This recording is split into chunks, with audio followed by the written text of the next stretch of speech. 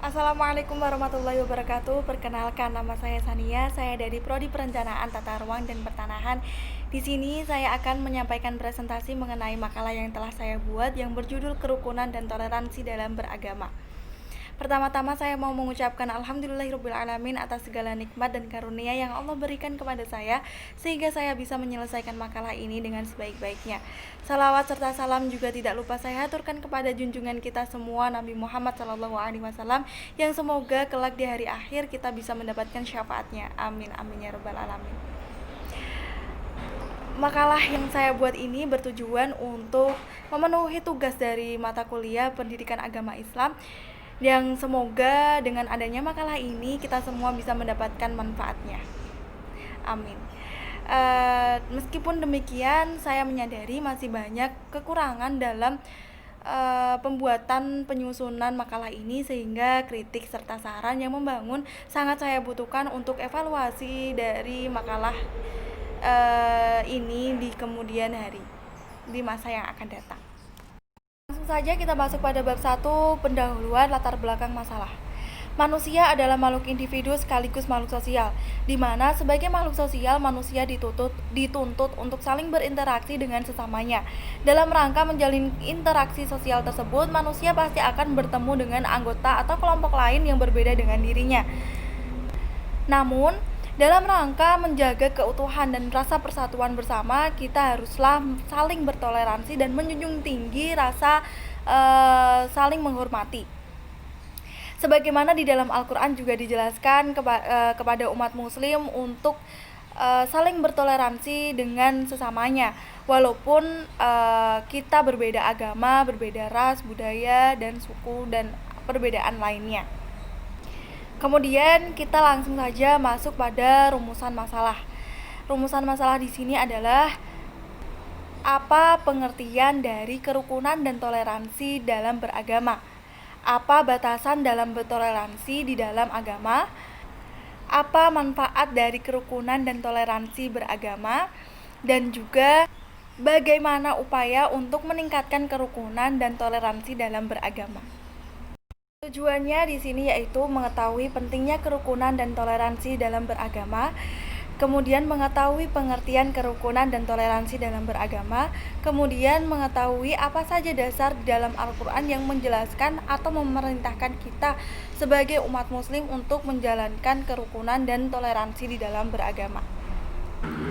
Bab 2, pembahasan kerukunan dan toleransi dalam beragama. Kerukunan adalah proses bersatunya masyarakat dalam berbagai perbedaan, yang dimana kata kerukunan sendiri berasal dari bahasa Arab, yaitu rukun, yang artinya adalah pondasi dasar maksud saya.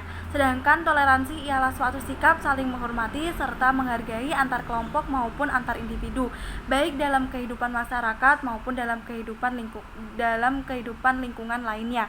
Kerukunan dan toleransi bertujuan untuk menghindari terjadinya diskriminasi walaupun terdapat banyak perbedaan, baik perbedaan suku, budaya, dan juga agama. Kita harus tetap saling menghormati dan juga saling menghargai.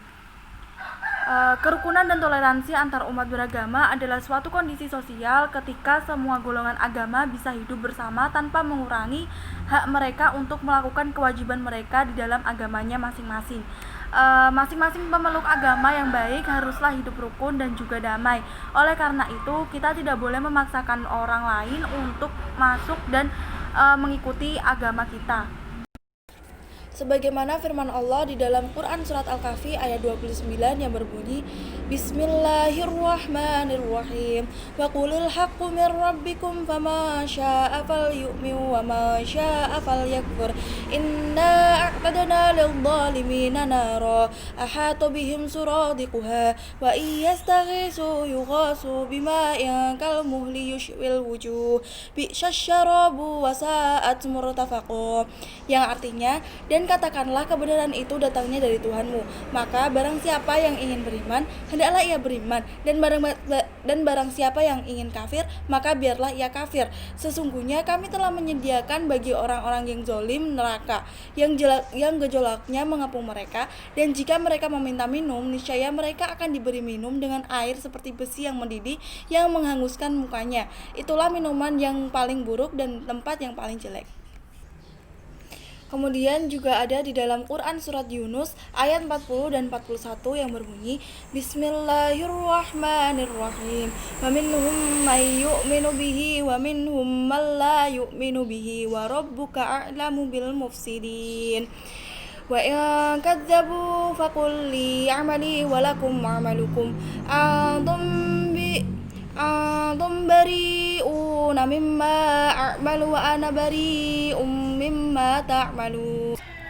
Artinya adalah di antara mereka ada orang-orang yang beriman kepada Al-Quran, dan di antaranya pula ada orang-orang yang tidak beriman kepadanya. Tuhanmu lebih mengetahui tentang orang-orang yang berbuat kerusakan. Jika mereka mendustakan kamu, maka katakanlah, bagiku pekerjaanku dan bagimu pekerjaanmu. Kamu berlepas diri terhadap apa yang aku kerjakan, dan aku pun berlepas diri terhadap apa yang kamu kerjakan. Maksud bentuk toleransi yang ada pada kedua ayat ini adalah tugas umat Islam hanya menyampaikan dakwah. Jika dakwah diterima maupun ditolak, maka semuanya diserahkan kepada Allah. Karena Allah lah yang akan memberikan hidayah kepada mereka. Jadi kita tidak perlu memaksakan atas mereka hidayah yang diberikan oleh Allah. Namun kita perlu menyampaikan kepada mereka bahwa di atas orang-orang zalim, Allah telah menyiapkan dan mengancam kepada mereka atasnya, yaitu neraka. Jika mendapati orang yang mendustakan agama Islam, maka katakanlah kepada mereka bahwa atasmu amalmu dan atasku amalku, karena setiap amal akan dipertanggungjawabkan. Prinsip toleransi yang diajarkan agama Islam adalah membiarkan umat lain untuk beribadah dan merayakan hari raya mereka tanpa mengusik mereka sekalipun, bukan untuk mencampur adukan agama mereka dengan agama kita, baik cara beribadah maupun cara merayakan hari perayaan agama. Karena hal ini tentu akan merusak tatanan agama dan juga merusak keimanan kita sebagai umat Islam. Sebagaimana firman Allah di dalam surat Al-Kafirun ayat 1 sampai dengan 6 yang berbunyi Bismillahirrahmanirrahim. Qul ya ayyuhal kafirun la a'budu ma ta'budun wa la antum a'biduna ma a'budu wa la ana 'abidum ma 'abadtum wa la antum 'abiduna ma a'budu lakum dinukum waliyadin. Yang artinya, katakanlah hai orang-orang kafir, aku tidak akan menyembah apa yang kamu sembah, dan kamu bukan penyembah Tuhan yang aku sembah, dan aku tidak pernah menjadi penyembah apa yang kamu sembah, dan kamu tidak pernah pula menjadi penyembah Tuhan yang aku sembah. Untukmu agamamu dan untukku agamaku. Quran surat Al-Kafirun ayat 1 sampai dengan 6. Ayat ini turun saat orang-orang kafir Quraisy mencari cara untuk menghentikan dakwah Rasulullah. Mereka mengajak Rasulullah untuk berkompromi dan juga bertoleransi dengan saling bertukar atau bergantian menyembah Tuhan mereka masing-masing. Kemudian Ayat Al-Kafirun ini turun ketika orang-orang kafir Quraisy mencari cara untuk menghentikan dakwah Rasulullah dengan mengajak Rasulullah untuk berkompromi dan juga bertoleransi untuk saling menyembah Tuhan mereka satu sama lain dengan bergantian. Artinya kaum Quraisy hendak meminta Rasulullah untuk menyembah Tuhan mereka pada tahun tertentu, dan kemudian mereka akan menyembah Allah pada tahun berikutnya secara bergantian. Maka ayat ini menjawab ajakan mereka dengan penolakan tegas bahwa toleransi yang seperti ini tidaklah diperbolehkan. Poin kedua, upaya mewujudkan kerukunan dan toleransi dalam beragama. Dalam hal ini, menciptakan kerukunan umat beragama dapat dilakukan dengan cara-cara sebagai berikut, yaitu yang pertama, memperkuat dasar-dasar kerukunan internal, dan kedua, membangun harmoni sosial dan persatuan nasional. Yang ketiga, menciptakan suasana kehidupan beragama yang kondusif. Yang keempat, menempatkan cinta dan kasih sayang di dalam kehidupan beragama dengan cara menghilangkan rasa saling curiga terhadap pemeluk agama lain.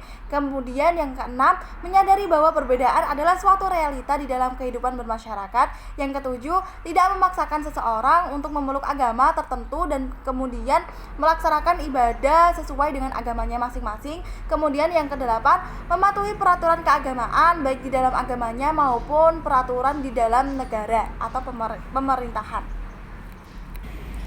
Bab 3, penutup. Kesimpulannya yaitu kerukunan hidup umat beragama yang diharapkan adalah kerukunan antar para pemeluk agama dalam semangat saling mengerti, saling menghormati dan juga menghargai antara satu dengan yang lainnya. Di sini bukan berarti kita akan mencampur adukan agama kita dengan agama yang lain, karena hal tersebut akan mengurangi keimanan kita di dalam agama kita sendiri. Dengan semangat saling mengerti, saling memahami, saling menghormati akan menimbulkan sikap rasa empati kepada siapapun yang sedang dalam kesulitan dan dapat memahami bila berada di posisi orang lain, sehingga akan terwujud rasa kerukunan antar umat beragama yang harmonis.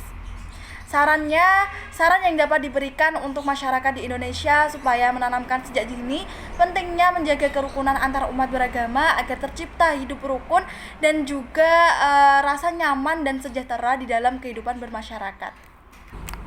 Cukup sekian dari saya. Apabila ada kesalahan kata maupun ada kesalahan dalam pengucapan, mohon dimaafkan. Apabila ada kritik dan pendapat atau saran yang membangun, mohon disampaikan, karena hal tersebut akan menjadi bahan evaluasi saya di masa yang akan datang.